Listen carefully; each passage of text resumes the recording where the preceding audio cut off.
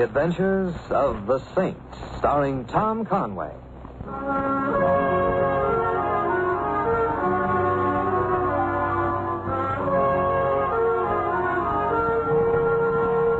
The Saint, based on characters created by Leslie Charteris and known to millions from books, magazines, and motion pictures. The Robin Hood of modern crime now comes transcribed to radio, starring Hollywood's brilliant and talented actor Tom Conway as the Saint. Hey, Mr. Templar. Yes, Louis? It's 8 o'clock in the morning. Oh, that's right. So for what are we driving out to the racetrack at this hour? You know, the first race don't go up till 1:30 in the afternoon. A letter from a lady in distress, Louis. Ah. And you, the Robin Hood of modern crime, are jitneying to the rescue. I might have known. Louis, keep your mind on the road, please. Yeah, sure. Hey, is she blonde and beautiful, or is she brunette and beautiful? She's 15. She's 15. Going on 16. Sounds like a dull case. Well, here's the track, Mr. Temple. Where should I park? Drive over to the training track, Louis, over by the stable area. Oh, sure. Hey, say, if you happen to pick up any inside information, Mr. Temple, you know what I mean. Save your money, Louis. You cannot beat the horses. Who wants to beat them? I'm fighting to hold even. Let me out here, will you? I think I see my lady in distress. Okay. I'll wait here, Mr. Templar. Thanks, Louis. Good morning, Annie. Oh, good morning. Are you Simon Templar? And you're Miss McIntyre. How do you do? I knew you'd come. It wasn't logical that you should, and I know I shouldn't have asked you, but I knew you'd come. That's the nicest thing anyone said to me all day, and it's almost 8 o'clock. That's Dad over there with the watch. Pete's getting ready to work. Pete? That's our horse. Peter the Great. Oh. Vic's up on him. And Vic is the boy you're worried about? Yes. Please don't think I'm a silly, hysterical little girl, Mr. Templar, but Dad practically raised Vic. We grew up together. And now? Now I don't know him at all. I see. I called you because something terrible is going to happen. Hey, Annie, bring your friend over here. He's getting ready to break. I'll tell you later, Mr. Templar. Come on. Dad, this is Mr. Templar. My father, Mr. Templar. I'm glad to know you, Mr. McIntyre. How are you, son? Looks good, doesn't he, Annie? Full of run over there. Told Vic not to let him out, though. An easy 3/8, that's all. Getting the horse ready for a race? Well, I might let him go any day now. Almost any day. If he's up to it. Oh, watch him. He's getting close to the pole. Watch him. There he goes. Annie, Vic's letting him out too much. I told him. I said to him. Got a tight hold, Dad. He's just breathing. Well, maybe. Hold him, big boy. Hold him. Looks like a beautiful animal, Mr. McIntyre. Never guess he was 8 years old, would you? Should have been one of the top ones, Pete should. Maybe will be yet. Hold him, boy. He's just breathing, Dad. Well, maybe. Got him. How much did you run it in, Mr. McIntyre? 13-9 in the fifth. Don't think he's quite up to a race yet. But you told Vic not to let him run, Dad. Pete was fighting for his head all the way down the stretch. Maybe. Horseman, Mr. Templar? Just a $2 better, Mr. McIntyre. Greatest animal on the face of the earth, the thoroughbred horse. That includes humans, too. More heart, more brains, and much kinder to each other. Yes, you may have a point. Has Peter the Great always been your horse? Bred him, foaled him, raced him, and had him all his life. Outside of a couple of months a while back. If it hadn't been for a little leg trouble, Pete would be up there with the best. Oh, here he comes back. 39 in the fifth, Vic. You could have held him a little harder, though. Oh, Pete, steady, boy. Held him a little harder. I almost pulled both arms off holding him. All right, Vic, all right. Easy, boy. You think Pete's ready for a race, Vic? What's the matter with you, Annie? You getting it, too? You know he's ready for a race. He's been ready for a month. And Dad knows it, too. Well, maybe. We'll see. Steady, Pete. See? What is there to see? The horse is 8 years old. What are you waiting for? A match race with citation? Vic, this is Mr. Templar. He's a friend of mine. And I thought... How are you, Vic? Dad, what is it? Every time I work the horse, it's hold him. Every time I tell you he's ready as he'll ever be, it's maybe. Let's wait and see. Is it me? Are you afraid you won't get an honest ride? Is that it? Vic. Well, is it? You know better than that, son. All right. When are you going to run him, then? Well, we'll see how he cools out today. Maybe in a week or 10 days. A week or 10 days? Well, we'll see. Come on, Pete. Come on, boy. Vic, you shouldn't have said that to Dad about an honest ride. That's what he's thinking, isn't it? That's what you're all saying behind my back, isn't it? And what's Mr. Templar here for, to spy on me? Vic. Well, I'll save you the trouble, Mr. Templar. Right now, I'm going to get some sleep. After which I get up, eat some crumbs that pass for a meal, get in a sweat box for as long as I can stand without it killing me, ride 5 races this afternoon, and after that, I've got a date. Thanks for your assistance, Vic. Don't mention it. See you later. Vic, are you seeing her again? Annie, you're a nice kid, but that's all you are. Just a kid. And who I see has got nothing to do with you. Understand? Yes, Vic, I understand. Goodbye. Annie. Don't worry, Mr. Templar. I won't cry. I haven't cried since I was 6 years old.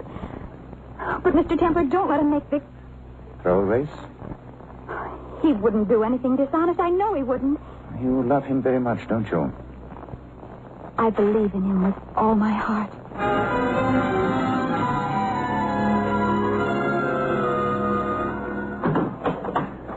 Let's go, Louis. Huh? Well, we're not staying for the races, Mr. Temple? No, work to do. Oh, too bad. I would have had 5 hours to figure out the first race. You can spend 5 hours looking at a form sheet. Oh, well, sure.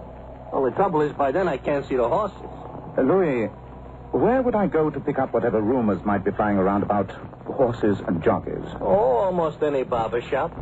But if you want authentic rumors, I would drop in downtown on Honest Al, your friendly neighborhood bookie. I thought Al was out of business due to a slight difficulty with the court of law. Well, the technicalities of such things I don't follow all the ways, Mr. Temple, you understand? But the general principle I understand. It's like the song, there'll always be a bookie. You know, you may be right.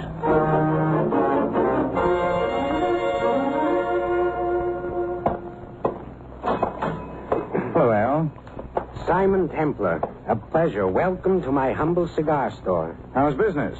Haven't sold a cigar in months, but business is booming. How's things with you? No decline in crime, I hope? No, none whatever. Just so we all keep busy. That's the big thing. Al, what do you know about a horse owner and trainer named McIntyre? Dad McIntyre? Mm-hmm. Anything you want to know. Owns Peter the Great, dog patch horse. Chestnut gelding, 8 years old. He's had a one-horse stable for years. Has a daughter, 15, and raised Vic Borkowski, the jockey. Vic always rides for him? Nobody else has ridden Peter the Great for years. Has anybody else ever owned the horse? No, oh, yeah. Some months ago, Big Ed Kleinman claimed him. Claimed him? Sure. Most cheap races are claiming races. You enter your horse for, say, $5,000, and if somebody puts in a claim for him, he owns the horse. I see. And nobody would ever claim Peter the Great because they knew how Dad felt about him. But Big Ed did. It almost broke Dad's heart. How did Big Ed do with the horse? He won a couple of races with him, but then his legs went bad, and finally Dad claimed him back again. What about the jockey, Vic? Saint. All sorts of rumors float around about jockeys. All the time, all sorts of rumors. Uh-huh. That's all you can tell me, Al? Well, if a real big bet came in against the horse that Vic was riding, and Vic was on the favorite, I might be tempted to lay off the bet somewhere else. Nothing personal, just business. I see. You don't know any particular girl who Vic has been seeing, do you? Sure I do. Jocks live in a goldfish bowl. If one of them scratches his head with his left hand, 50 horse players spend the whole night trying to figure out what it means. The girl? A big blonde named Crystal Winters. Showgirl. Used to go with Ed Kleinman. She hangs out at the bandbox. Thanks, Al. I'll be a character witness for you someday. That's a deal. I hope you get him straightened out. Get who straightened out? The kid, Vic. He used to be a nice guy. Maybe he still is. Dad's a nice guy, too. And I always liked Annie. I even liked the horse. Al. Awful, isn't it? Don't let this get out, Saint. It would ruin me in the profession.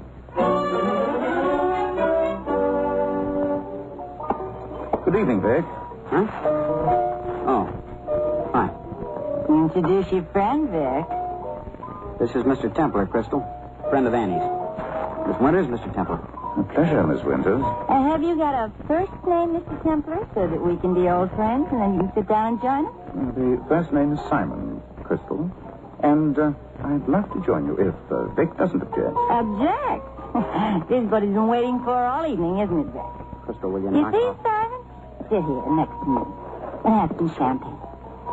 Vic, you've let us run out of champagne again. Go get some more. What do you think I am, a waiter? Oh, no, you're a jockey. You're too short to be a waiter and too tall to be a midget, so you're a jockey. You're getting tight, Crystal. And you're getting the champagne. Goodbye, Vic. Ow. Goodbye, Vic. Okay. You're a little rough on the boy, aren't you, Crystal? Sure. Why? Well, I could say it was to drive him away because I'm bad for him, but I'd be lying. If I wanted to drive him away, I'd have to be a lot rougher than that. I can see why. Thank you, Simon, but you can't. Little jockeys just happen to like big, expansive blondes. I found that out at an early age, which was quite some time ago. And do you like little jockeys? You're becoming very personal, Simon. I don't quite know what I like. I have to think about it. And I'm a slow thinker. Do you like Big Ed Kleinman? Why don't you ask him? He's standing right behind you. Oh. Who's your friend, Crystal? Mr. Templar, Mr. Kleinman. Mr. Kleinman, Mr. Templar. Mr. Templar? Shut up, Crystal. You a friend of Vic's, Templar? Well, you might say that I'm... Vic hates him. Uh-huh. Just put me down as a patron of racing, Mr. Kleinman. I'm interested in improving the breed. Yeah. I watched you move in on Vic, Templar. He's not big enough to object, but I am. He didn't move in on Vic. Shut up, Crystal. Leaving, Mr. Templar?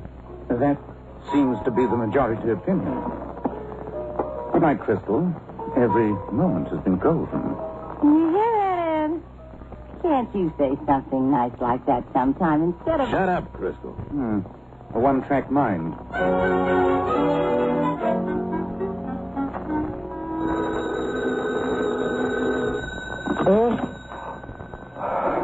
Hello, what is it? Mr. Templar? Who's this? Anne McIntyre, Mr. Templar. I'm terribly sorry to bother you, but... What's wrong, Annie? It's Dad. I can't find him. He never stays out this late, Mr. Templar. He's always out at the track early in the morning. What time is it? 4 a.m. I didn't want to wake you, but I've been sitting here all by myself wondering... Stay right there, Annie. Most likely your dad will show up before I get there. But I'll be right out. Thank you, Mr. Templar. Thank you. You don't think anything has happened to him? No, Annie, I'll be right there. Mr. Templar, he never did anything like this before. Easy, Anne. When did he leave here, do you know? I was here. It was around 9. Dad left to walk over to Pete's stall. He always does that just before he goes to bed. And then he just didn't come back. Did you look for him? Yes, I went over to the stables. I didn't see him in Pete's stall, and I asked a few people, but none of them had seen him. And I came back here. He was always in bed by 10, Mr. Templar, every night of his life. All right, Annie, we'll find him. Did you call Vic? He's living at a hotel. He just moved from living with us a month ago. I called him. Is he in? No. All right. Don't worry, Annie. We'll find your dad. Let's go over to the stables. All right, but I looked there. Well, we'd better cover them again. What is it? Somebody coming. Dad? Oh, Annie. What are you doing out this late? And Templar? Hello, Al. Seen anything of Annie's dad? No. Just came from a poker game with some of the boys, but we didn't see him. You know he never stayed out this late, Al. Never. Sure, Annie, sure. You've been down to Pete's stall? Annie looked there earlier. But we might check again. It's right over here. Easy, boy, easy. Dad? He's not here, Mr. Templar. I'll go in just to make sure. Wait here, Annie. I'll come with you.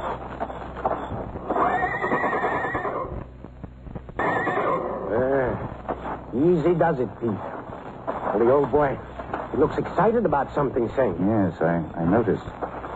Well, it doesn't look as if... Al. Yeah, over in the corner. The dad? I'm afraid so. Got a lighter?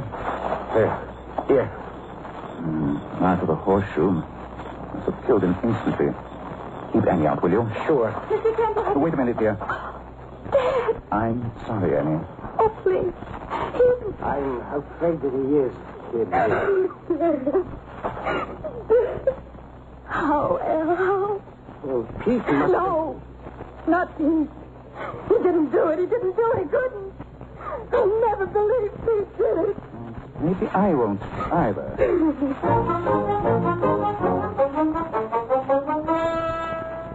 Annie, I want to help you make some plans. Plans, Mr. Templar? What's there for me to do? Just keep on going to school. I've got another year and keep on living here. I guess you'll keep on living at your hotel, Vic? I think that's best, Annie. Of course. You're right. What about Peter the Great? Pete? Yes. I know Vic thinks Dad didn't race him because he didn't trust Vic to ride him. But I don't believe that. So I've entered Peter the Great in the 6th race tomorrow. Will you ride him, Vic? You trust me to give you an honest ride, Annie? I trust you, Vic. Well, thanks, kid. Thanks. I'll ride him. I'll ride him for you. So long. Did I do wrong, Mr. Temple? If you like someone very much, then you have to trust them, Annie. You just have to. And that's never wrong.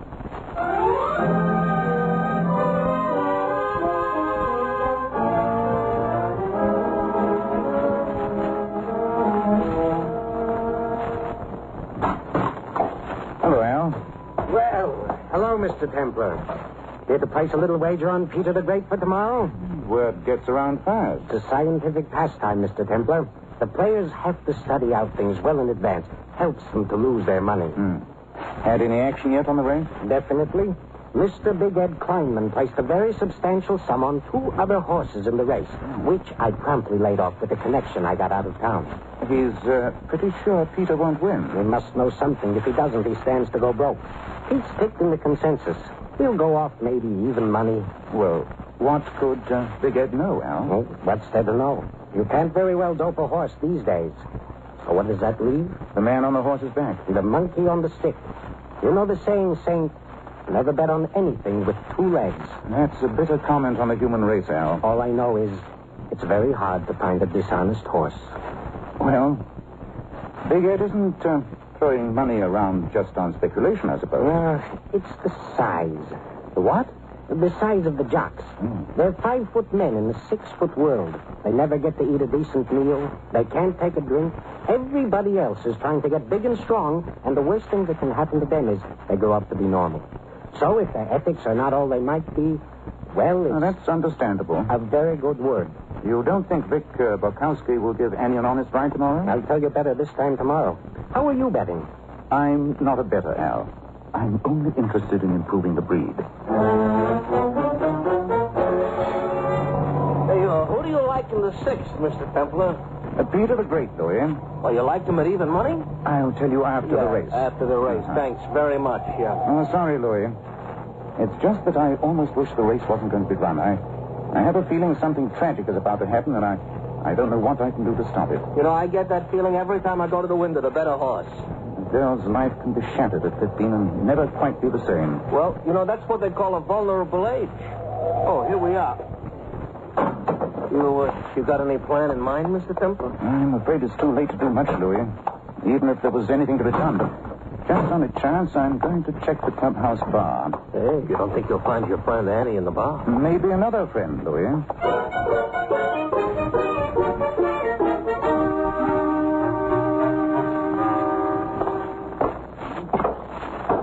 Enjoying the races, Crystal? Oh, Mr. Simon Templar.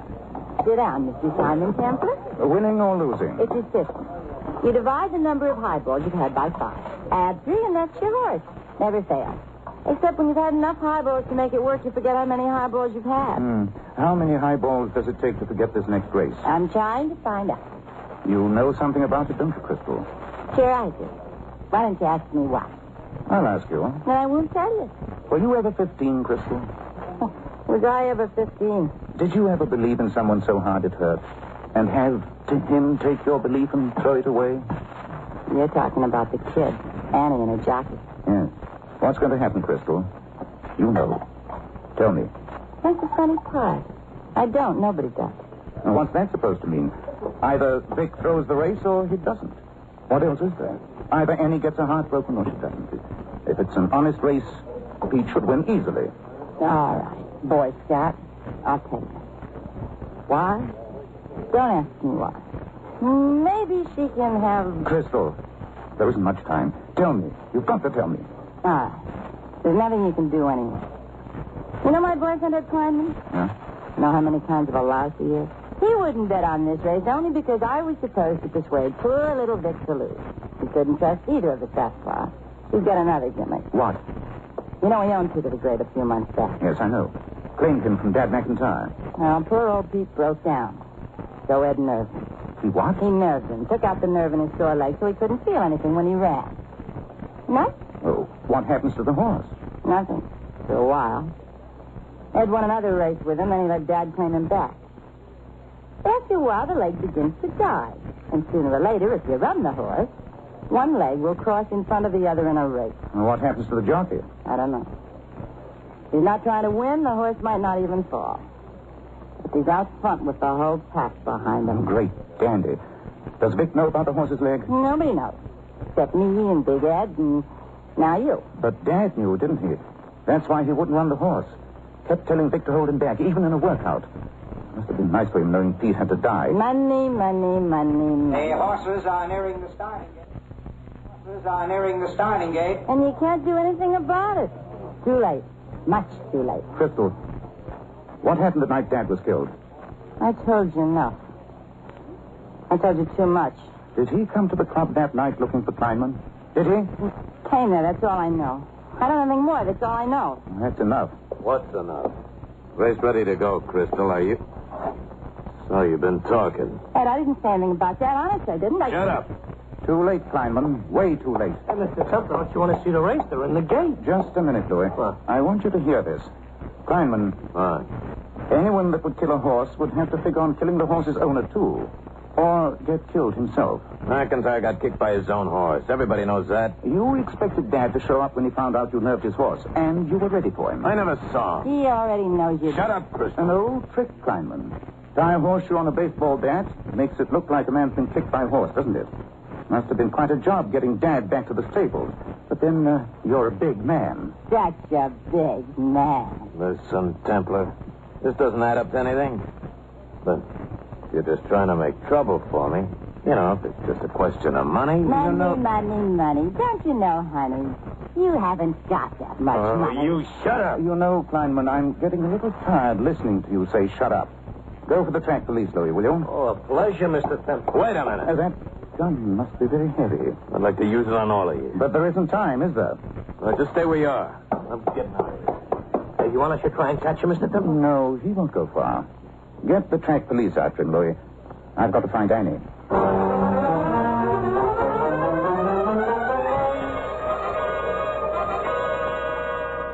And they're off. At the start, Dead Speed Merchant breaking on top, followed by Count Bavacci, Harbor Light, Quizme, Fleet Arlene, and Peter the Great. Annie! Rounding the Oh, Mr. clubhouse Templer, I've been turn, looking it's for Count you. Bavacci on the outside. How does he look? Oh, he wants to run, Mr. Templer. He wants to run. Oh, let him out, Bink. Let him out. Peter the Great between horses, Harbor Light by one, and Fleet Arlene. In the back stretch, Count Bavacci is drawn out by 2 lengths. Speed Merchant by 1, moving up from the outside. Now, Vic, now. Oh, get in his head, Vic. Harbor You Light. can do it if you let him, Vic. You can do it if you let him. Into the far turn, it's still Count Bavacci showing in front by 1 length. Speed Merchant with me. Now moving up very fast. On the outside is Peter the Great. He's second. He's going to get the leader. Now it's Peter the Great in front by 1 length. Count Bavacci, Speed Merchant third. With me. He's riding him, Mr. Templer. Vic is riding him. He's letting him run. Turning for home, it's Peter the Great by 4 lengths. Speed Merchant is second by 2. With me, Count Bavacci, Fleet Arlene by a neck, and Harbor Light. Into the stretch, it's Peter the Great stretching out by 6 Never lengths. catch him. They'll never catch him. Speed Merchant is second by half a length. With me, Fleet Arlene, and Peter the Great wins it going away. There's trouble. Peter the Great is going down.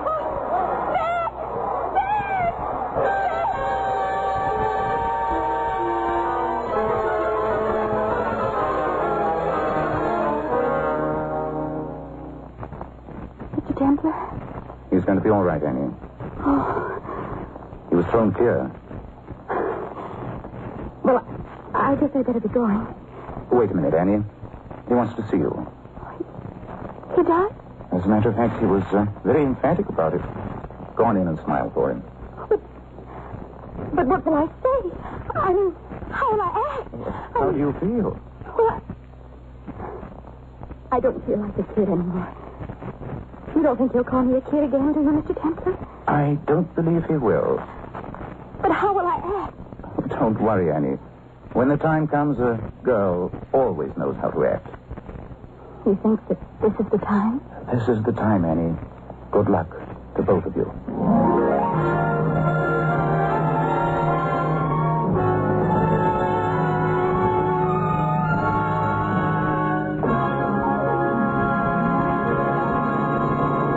You have been listening to another transcribed adventure of the Saint.